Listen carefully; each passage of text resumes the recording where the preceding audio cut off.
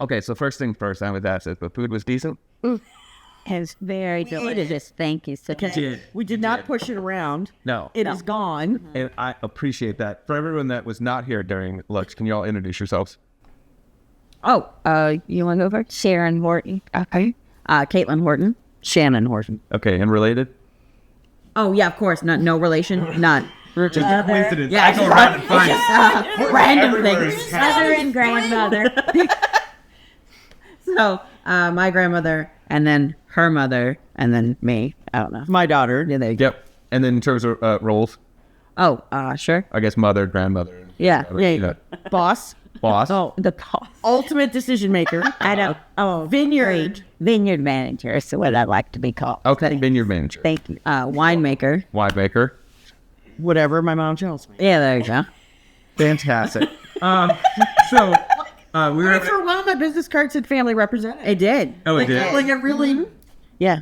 So today, what we were going to talk about too was, and it is kind of very interesting to see, you know, as far as agriculture goes and a value add product, wine is some of the oldest in the world, and in this area, it's kind of tying into what we're proud of in Virginia. But to kind of go over what you get in the price of a bottle of wine and what is actually involved in that, where do you start with on that? Like, what's the most value that comes out of a bottle of wine? The vineyard.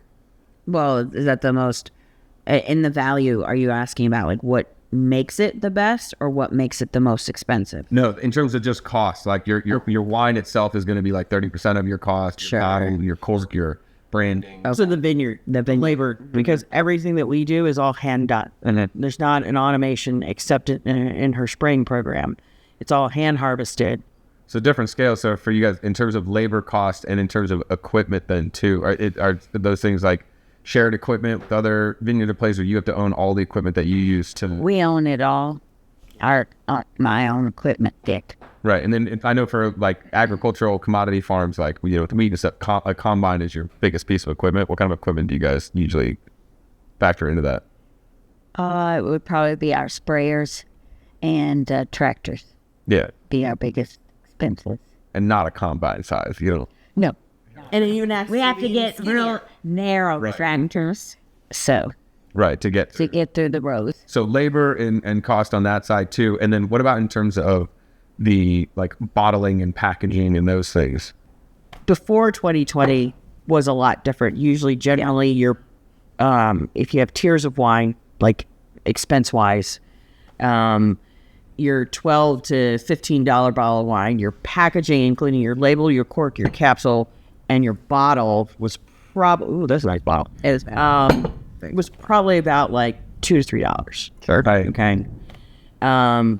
But now, post whatever happened to the universe and the scarcity or whatever, and trucking and shipping, and so the lowest tier bottle of empty bottles used to cost $5.95 per a case, which is and I could get free shipping if I filled the tractor trailer truck. If I bought 18 pallets of it, it's 112 cases per pallet at $5.95 a case. You figure out the math. Yeah.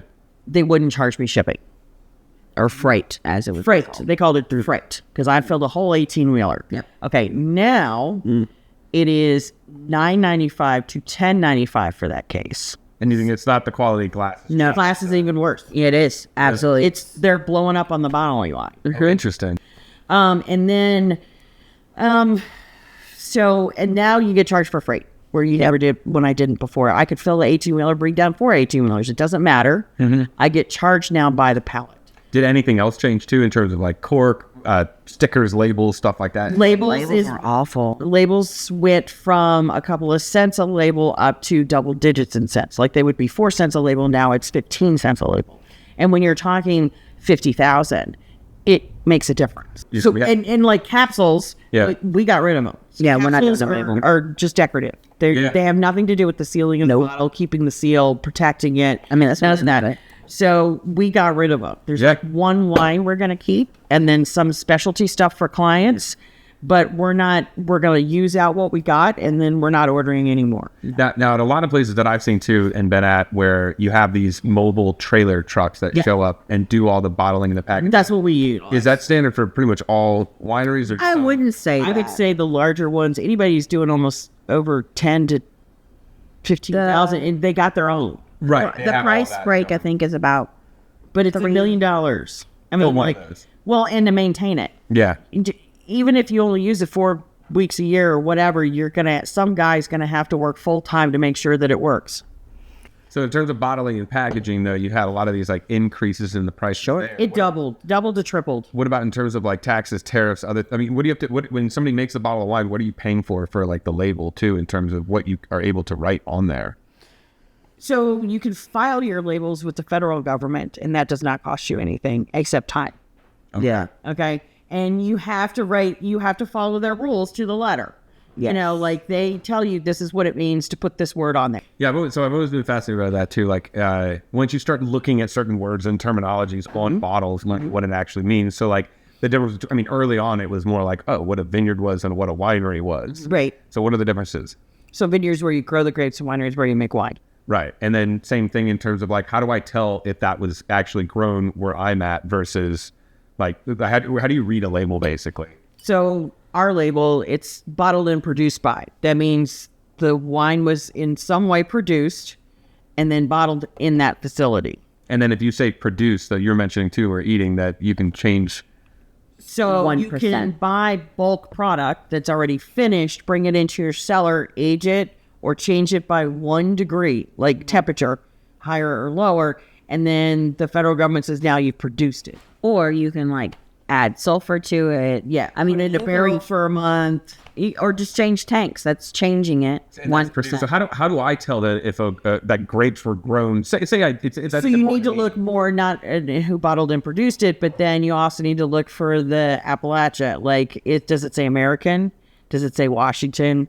Does it say Virginia? And if it's American, that just means, does that mean it's coming from multiple states? It can. So when you fill it out, you fill it out on the website's called TTB, which stands for Tobacco something Bureau. That too. I think it's tobacco and tax. Is it? Because it takes your excise tax. I don't know, man. I just know how to fill out the paperwork. And you don't mess around on the website because it is the federal government. No, I stay in my little corner. And when you fill it out, you can do American. Now, if you want to do a multi-state, that's a separate one you could do if you're going to do the same grapes over and over. So if you're going to change your Appalachia, which is like this, it's usually like a small little word right about there. This one says Virginia. Okay. It's because it's from multiple counties. So like Madison County, which is where one of our vineyards are, doesn't have an Appalachia, versus Orange County does. Madison's not Appalachia? It's not in the wine world. TTB, It's for wine production. So there's specific bureaucracy around ones. it. Yes, there is bureaucracy. Okay. So like there's Monticello, like big ones I think around here would be like Orange County, Monticello. There's one in Northern Virginia now. There is the Northern Neck is one. I think there's one. Yeah, Northern Virginia. I think Middleburg might be one now. Those are AVA. Yes. And then they've become an apple. So do you have to pay for those names though too, or is it just you have to follow the regulations and fall within it? So somebody paid to have them created and the lines drawn a long time ago, because if you want it changed, you can just get the line redrawn. Yes. You pay $12,000, you can get the line redrawn. Yes. Interesting. Yeah. So, Isn't that fun? yeah, you really look into it. But they've generally become, because there's a... It sounds like wine gerrymandering, kind of like. Oh, well, is that could be a word you could describe that with? So there's a concentration of vineyards in those areas. They have become the American viticulture area or something. The AVA. Oh, yeah. That's what those are. Then the Appalachia is just, where is it? The region. Yeah. So if you put American on your label, you could at any time, you never have to refile the label. Correct. And you could get grapes from anywhere in the country. Or Virginia. Virginia. It leaves up that option. But it also leaves up the option that you could buy it from California. Sure. And then same thing though too. Do you have to pay for certain names? I know, like, and we have one of these bottles out just as examples too. But a Barolo, and like the same thing, it has to come from that region, from that area, right? All these other kind of requirements that Italy is different than, say, in the U.S. But like to use as an example too, Meritage, when you see that, like, do you have to pay for every? So Meritage is a group. It's a club. It's a company. It's a whatever. It's a designation. Branding. So you have to pay for that. I call it a club. Yeah, but for everyone you put on. Now, is that with every like? I think you pay a yearly fee. Yeah. And then you get so many you can produce to put the label on, and if there's like tiers. For most of these wines, though, too, for Virginia and say Central Virginia too, do a majority of the vineyards pull grapes from elsewhere? How many actually grow them themselves? And how do I ask that question? So you need to know if they're estate grown. Okay. That's the key to it. That estate grown. Now, to put that on your label, it has to be grown by you and land that you control. Okay, so if I see any That's a wine federal in Virginia government that says thing. estate, That's a federal that government. means they grew it, and all of it Yes. that's in there. Right. So, but we don't put it on there because we just got too many labels and it's just too much. I mean, we have 63 active labels. So you're not going to see it very much with us, but you can ask when you walk in, are you estate grown? Yes. So that's the question to ask. That Yes. to be able to find that out. Yeah, but and if you want it from that winery, but as long as they kept it in the state of Virginia, who really cares? Yeah. Like if you're buying it from other vineyards, because there are just vineyards. There are places that do not make wine, and all they do is support the Virginia wine industry by growing grapes. And so why does it matter that it came from this farmer than the one that was right outside where you're sitting and drinking the wine? I was reading something somewhere about wine when you buy it at a restaurant. And a lot of people know that too. Restaurants make their margins on wine. Absolutely. One is that you have to have a distributor. You're not allowed to sell just direct. So you have to have alcohol distributors. And then on top of that, which seems like a whole nother. We're a franchise state. Yeah. Okay, so once you're in distribution, they own you. You can't get out. Right. You can get traded. Okay. Recently, a larger winery inside the state was traded from one distributor to the next. And they tried had to no get choice. out and tried to sue and could not. So I don't want to get fully into this, but this is it like Ponzi scheme, organized crime? No. Like no. Okay. No. It's just No, I don't know. no. It's not illegal. But it's just you don't have a choice. If you want to get into it, Yeah. you don't have a choice. So Right. a lot of wineries did get together and they created something called the VWDC, the Virginia Wine Distribution Company. It's a break-even company run by one guy in a little hole kind of thing. Okay. But it's so that wineries can sell directly to It's specifically made for smaller. and it's made for small wineries in small production that just want to move a couple hundred cases, maybe 1,000. Probably way less than that.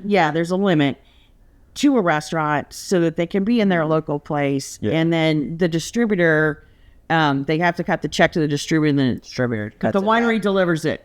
Yeah. And one of the thing that's So there's big ones out there, and they're large corporations. Some of the largest ones in the country. The two largest in the country own most of the state of Virginia. okay.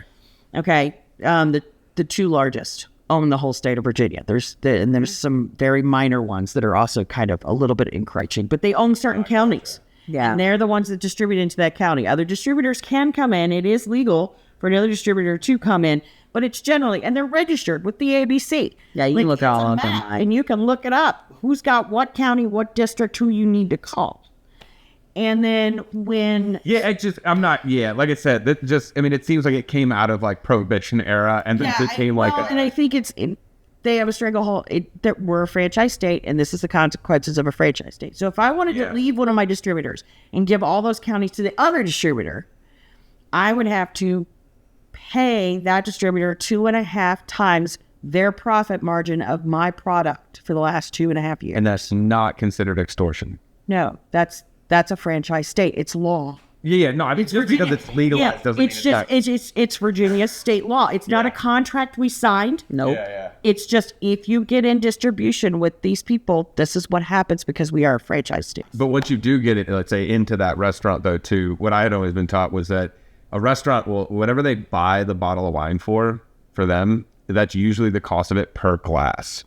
Yes, They're making 30 to 40% margins on, and that's where restaurants operate out of, which is funny because it's supposed to be a food space, but usually most of them make their money off of their alcohol. right. But if you think about it, if you're buying it by the glass, if you're buying a whole bottle of wine, that's one thing. But if you're buying a glass of wine, you basically need to pay the restaurant because they don't know if anybody else is going to buy that, Yeah. and it's going to go bad. You're right. I get that. Yeah. So if you had a different system of delivering it, where it didn't go bad, then you wouldn't But have to in worry. bottles. Yeah. Or kegs. Yeah. Oh, Yeah. wine kegs. Yeah, they're really easy to make. I can do it. We did Okay. it. Yeah. I've never come across that. And it's disposable. I don't need a bag. Disposable, doesn't come back. It's great. Recyclable plastic. Absolutely. Mylar bag, no oxygen. It's great. And you never have to worry about the bottle goes bad, so you can reduce the cost of the glass of wine. You have these wines that can be mass produced at a very different rate too. And I came across something in my research though too. It's called Mega Purple and Mega Red. Yes. Yeah. Uh-huh. What is that? It is usually Cabernet Sauvignon, just juice. Yeah. It's just a 5-gallon drum of Cabernet Sauvignon. So it's this concentrated color. And then how do places use that? So you can use it as a colorant.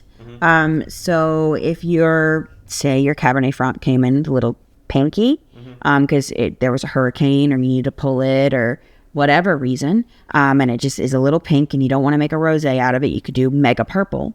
And it basically is just adding color. It doesn't add flavor. It doesn't give you the Cab Sav juicy plummy kind of feel. Right. It's just to add color. It's a natural way to add color. Yes. Oh, so Yes. it's not an artificial. It's not artificial, no. It's Cabernet Sauvignon that's been concentrated down. Yes. It's just, Do most places use this as it's very common practice. Yeah. And what my dad did instead was grow different varieties Yeah. of grapes. We grow to Now not. we have 67 acres, but 18 different varietals. Yes. Okay, so much more of a spread than what you would normally have in terms of. Probably. Yes. Most people, if you have 18 different varietals, you've got 300 acres. Yeah. We have Yeah. 67 acres, 18 different varietals. Yes. If something of mine is pink, I'd use skins from another grape that's really dark, like Tannat or Norton, and I'll throw that in during fermentation to bulk up my color.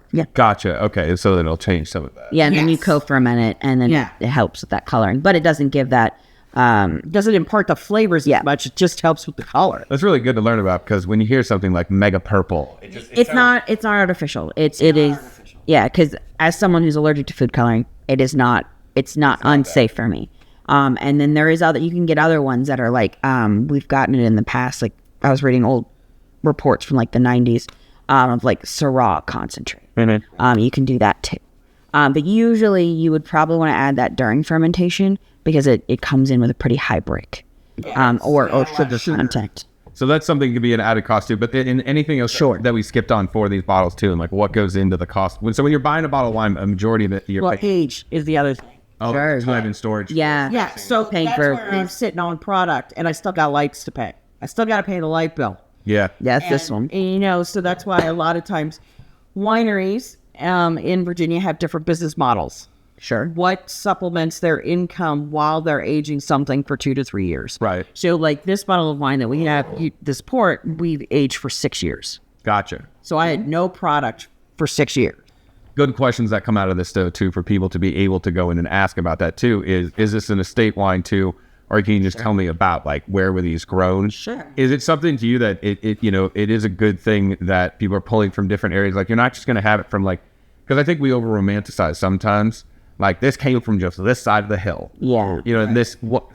Okay, Mom. Okay, so when we make wine and when she brings it in, we do that. Everything is segregated. Yeah. A shed side, new field, Mama's grown. I don't know, whatever she designated it. Yeah. Everything is kept separate and fermented separately. Yeah. It is. And stored separately. And so we go to bottle. Yes. And that's when we start putting it back. Well, and what's really cool. Mixing those or Yeah. So what's really cool about the Virginia climate, which I find really fun as a winemaker or whatever, is that there's these microclimates.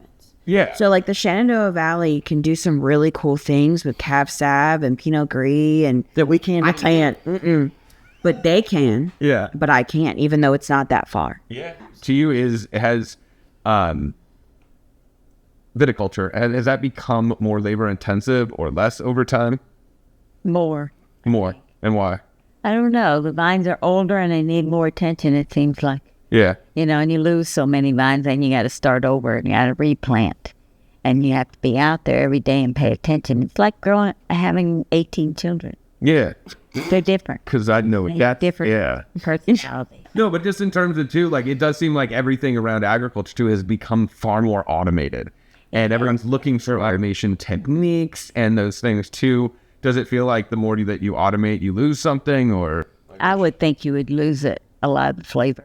Yeah. Some vineyards do more automated than we do, quite a bit, and machine harvesting, but I would never do machine harvesting. Mm-hmm. And the reason well, I think it takes in a lot of junk off the vines that you don't want. Well, that is something that so most wineries have what's called a sorting table. Yeah. We don't. I don't. We cleans it. I don't need to. I have that. Sort and It's here. a sort. Okay. So Picking out. Clusters that don't look good and snipping off these 3 bad grapes and not having leaves in there and all that stuff. That is, you'll see a lot of videos in Virginia of everybody all hands on deck, and everybody's around a sorting table picking through it. We don't. Oh, why didn't you say on the belt then? Like it's. yeah. We don't do that. So in the production and the cost of when I buy a bottle of wine. So when I'm buying a $10,000 bottle of wine, as I do on the weekends. Obviously. Yeah. So 90% of that is prestige. That's it. Okay. Yeah. You're buying what You're buying a copyright. well, and the expectation. I mean, Yeah. you buy an Opus 1, it's grown a certain way, done a certain Right. thing, and they get rid of more than they bought. They're not like massaging each grape or something. No. Right. Right. Now, It's not like Wagyu beef and things like that. right. But, there's some wines that are made a certain way. There's wines that you can take in and you dehydrate them for 6 months in a shack thing. Dehydrate. It's almost like a dehydrator, but it's and more. to concentrate the sugars and everything before they even press them. Drag tobacco in. Yeah, it's the dried tobacco. And then sometimes it's botrytis, and then every single grape was hand-picked and inspected for botrytis that you wanted. It's this fungus that you want in a dessert wine. Yeah. And if the label says 100% botrytis guaranteed, each bottle is going to cost you $150 for a half Easy. Wow. Easy. half bottle. But you're talking about a guy standing out in the field inspecting each grape. When you're buying something like an Opus 1 or whatever, you're buying that it's the best of what they produced. Right. And when you're buying it from a restaurant, where you're really paying for it too is the potential loss of somebody not finishing the rest of the bottle. You got to compensate the restaurant. Like Yeah. if you're buying it by the glass, then because it's almost the same thing. Sometimes our flights are cheaper than our tastings, but it's the same ounces of wine. Yeah. Right. And that's because a tasting is 6 wines. I got to open 6 different bottles, where a flight's only 3. Right. So the upcharge is you're compensating for me that maybe somebody's not going to pick those same 6 wines again, and in a couple of days, I'm going to have to pour it all out. And it seems like at some of these vineyards too, people can go there and get wine. I mean, for very cheap, in some cases too, dangerously cheap, because some people are drinking and then leaving. Right. Like in some of those places too, do most vineyards, like say in this area too, just kind of sell at what do you call it, MSRP or not MSRP, the cost of goods sold kind of a thing? No. There's putting margin. There is a margin on there. You have to, otherwise you're going to go under. Because a lot of what people do now is just come do a tasting. Yeah. They don't buy the wine. Oh, so really? Your tasting costs, now they just did a survey. Now it's voluntary to answer. Right. Okay, with all the wineries. And the average was $19 to $30 is the average cost of a tasting. Okay. In the state of Virginia. And the state. Yeah. For $15 to $30. Does that change over time or? Well, I mean, considering I 20 think case in years ago, it point. used to be free. Well, there's that, and now it's not legal to do that. You have to pay for alcohol. And then before, we used to do one for $5 and then $6 for 10 tastings. Holy Toledo. Yeah. So it's good that the people are paying for those tastings too. And there's the agritourism aspect too. You get to go out to these beautiful locations, Yes. relax and enjoy that as well too. Because it does seem like everyone's got now a pretty robust tasting room. I never used to remember seeing those really. So, ours is more of the older model. Yeah. More of a manufacturer, our location. And so our tasting room is not the hotel lounge. Right. No. We do have some areas for seating, and we've got a nice little area upstairs that we set up. It's got a kind of okay vibe, and then we've got the pavilion outside. So there's a lot of places to enjoy your wine. Right. And a group, but it's not the same scale as a lot of other places. Gotcha. But we also don't have the land or the infrastructure. That's true. We've got stuff on both sides of us. We can't expand. Right. Oh, okay. In terms of other properties. Yeah, like we can't like throw up another building in the back and make a banquet room. No. Yeah. You know? Well, and majority of our building is taken up by like my cellar. yeah, it's It's first and foremost, we are a winery, like per se. Like we make the wine at the same location that you taste it, and then upstairs is where we keep all the finished wine, and then you just happen to be able to taste in that same kind of. And some of the other, because there seem to be such a variety all in the area too, which it can be great, it can be also, just kind of saturating, but at the same time though, you do see a different variety of like what people are being drawn towards. So ambiance and environment, same thing like restaurants, Right. for what the purpose is. But it seems to be there's a lot too that are, adding in other activity, all these other fun things too though. So for you guys, the core of this is making the wine, the manufacturing, the storing, like it is a wine operation. 75 to 80% of that building is nothing but storage and production. Yes. Only 25% is where the public can be. Yeah. But I want to say thank you guys for making the time to come. Tell some stories too. And it's something that I think is fascinating too. And I think the better question that we came out of this with too is just, ask about whether it's a state or if that's the same interest that like I have. And then same thing, just asking about that too, where it's grown and who's making it and knowing a little bit more about that bottle, but, reading a little more carefully and seeing what's on the back of that. Any other thoughts that you want to leave people with? Always be open to try different things. Don't always stick with your same 8 varietals. Like I don't grow a lot of the normal things. Like I don't have a Cab Sav, I don't have Merlot. Don't have Pinot Grigio. Don't have Sauvignon Blanc. Don't have Sauvignon Blanc. But I have things like that. I have a Vidal Blanc. I make an Albarino. I make a Pinotage. I make Arcats-Telly. I make Petit Verdot. I make Cab Franc. I make a Tannat. We have a Mourvedre. We have a Syrah. Like I have different grape varietals that maybe you've never heard of, or Petit Manseng. I make it in a dry style. Like I make different things. Yep. I mean, but it looks like we're a mass marketed place because it's like, oh, do you want a sparkling? I have 3. You want a fortified wine? I have 5. But they are different and they're made differently, and there's a reason why we decided to bottle those. Right, and there's room to explore and to discover and to kind of right.